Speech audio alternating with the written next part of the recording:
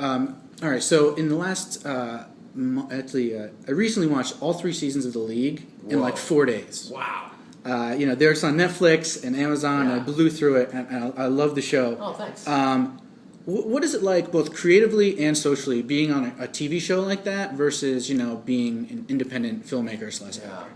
Well, The League is, I think, the most fun thing that I do. Because there's zero emotional content. It's all about finding the best joke, and I'm around 5 of the funniest people I know. And it's all improvised, so there's not a lot of preparation. It's very low stress, basically. So I love it for that. When I'm directing a movie with my brother, it's the exact opposite to a certain degree, because it's all preparation, all stress. It's my baby, and now nothing is as rewarding to me as when my brother and I make a movie at the end of the day. But I take 2 years off my life every time I make one. So, for my life, it's nice to have a combination of both of those kinds of projects. And have you noticed the sort of, like I said, I watched all that stuff. I watched it on Netflix and Amazon. Mm-hmm. How do you see that sort of affecting, this sort of new media affecting how people are perceiving that show and these movies? Yeah, I mean, it's interesting, when you look at television ratings, like the people who show up to see The League on Thursday when it airs, that's only about 1 million people. But the aggregate group of people that watch it over the course of a week, we can't even quantify that. Yeah. We think it's somewhere between 2.5 and 4 million of people who are watching on Hulu, people watching reruns, people who are TiVoing, people who watch it a year later on Netflix. So I'm excited by these new avenues to watch movies and TV show, particularly smaller things that have less of a budget to get it out there. Yeah. The Avengers does not need this platform. They're fine. Yes. My little movies need this platform. The Puffy Chair is a great example of one of the first movies that showed up on Netflix's streaming service, And I think I credit that in large part to why my career took off the way it did, because The Puffy Chair was a $15,000 movie with no stars in it, okay? Mm-hmm. You're not going to pay $12 to see that in the movie theater. But when it's free to stream on Amazon with great reviews out of Sundance, everybody will watch it. Sure. And we put up huge numbers there. So, I find it very, very helpful as a launching platform for smaller projects that people might not pay top dollar for. Sure. And just the last thing on The League is, as a fan, what's the timeline on season 4, and can Pete win the Shiva? It's an excellent question. We know that Pete can win the Shiva. Yes. I mean, we know this, okay? I have no idea what's going to happen in season 4. Okay, yeah. They're being a little secretive, which makes me kind of excited, the creators. We're going to be starting shooting at the end of the summer, and we'll air in the late fall. Awesome. And your guess is as good as mine as to what the storyline is. Yeah, obviously, every year is kind of a little nuts. Yeah. Now, you have that show, you have, this movie, you said, you're writer, director, producer, pretty much everything. How do you, we talked a little bit about it on safety specifically, but how do you compartmentalize when you're on a set? Because, you have that director's hat, and you would probably be like, oh, I could do that. You have your writer's hat, you have your actor's hat. How do you sort of separate yourself to fill each one of these roles? I think the key is that I don't want to direct the other movies that I'm not directing. I'm there as an actor and a producer and a writer specifically because I don't want to wear that hat. I wear that hat once every couple of years with me and Jay, and that's enough. Yeah.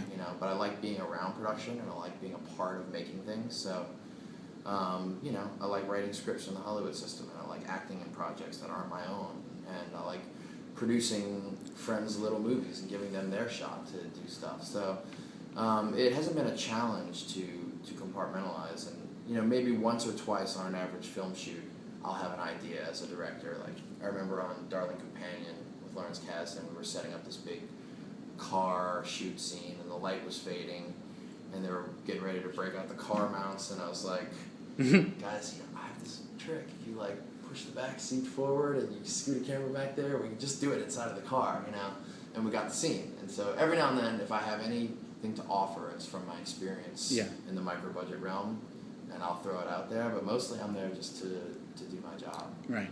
Now, I also saw 3 more Mark Duplass projects recently with Dodeca at South by, Jeff in theaters, and People Like Us I saw already. The Dodeca Jeff timeline is really interesting because you shot that, then got some money to make Jeff, did that, and came back and finished Dodeca. Do you see that? I sort of saw that, and tell me if I'm wrong or right here, as sort of a microcosm for your career. You started with the mumblecore, and now you're making sort of, bigger budget films. Yeah. Did you think? Did you ever think was that bound to happen due to success, or? I hoped it would happen, but I never expected it would happen. To be honest, growing up, I thought I would never have the chance to have a short film at Sundance. So I've gotten a lot further than I thought I would. But this idea of making movies like Jeff Who Lives at Home, which are in essence still the same as the tiny micro-budget movies I used to make with my friends, they just have movie stars in them to get a little bit more visibility. Yeah. And I like that model a lot. And we make them modestly, and so the studios trust us with them, and they don't have to make a lot of money to make their money back. And it allows me and Jay to play in our little corner of the sandbox, relatively untormented by the average studio torment. Yeah. So that's working for us now. That said, I still want to go back and make little tiny movies too, and the Dodeca Pentathlon is a good example of how we used to make movies, running around like idiots with our friends and trying to figure out what we're doing. Yeah, I love that. Of all three of those. Thank you. People like us, how did you get involved with that? Because it's such a small role. I was sort of you're watching this movie with Chris Pine, Elizabeth Banks, and she goes downstairs and Mark Duplass. Yeah.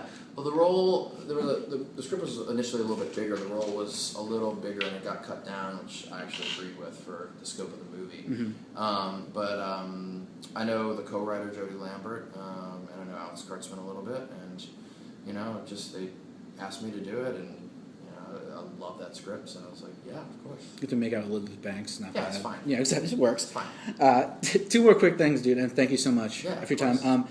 The Netflix recommendation day on Twitter, has that become sort of too much to handle, or how is that? And how did that start? I really got myself into it. I really did. I thought I could pull it off easily, It started when I realized I wanted to start a Twitter account because I wanted to get a control and a handle on my fan base, because I like doing direct marketing to my fans. And then I realized, there are so many guys in here who are so good at, the witty 140 character jokes. I'm never going to be that guy. So I wanted to find my thing.